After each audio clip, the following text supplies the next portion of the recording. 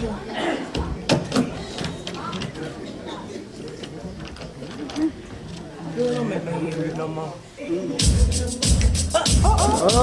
throw your hands in the air and wave them like you just don't care.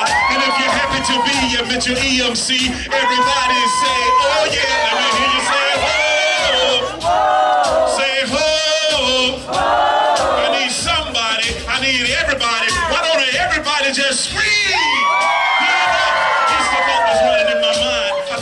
See, but I was really spiritually blind. I would go to church on Sunday, but Monday smoking, drinking on the split, and still be thinking I could uplift the name of Christ with my hands waved up in the air, living a double life, I swear the Lord was on one accord. But all the things that I chose to do, for serving two gods, hoping you be like you were blood and you be sporting blue. You think they shoot? Listen, don't take it from me. Read it yourself. Matthew chapter 7, 21 through 23. It happened to me, a project kid, did plenty of it, thinking I could live a lukewarm life and carry a knife in my left hand, but in my right I got my Bible. Revival and shaking it twice for my survival. But little did I know that all of that would come to an end. Coming home from school one day with an unsaved friend. Now, I wasn't happening, I couldn't really be. The rapture happened and the Lord took everyone except for me. I fell to my knees and prayed, but I couldn't feel his spirit the way that it did before when he was knocking at my heart's door.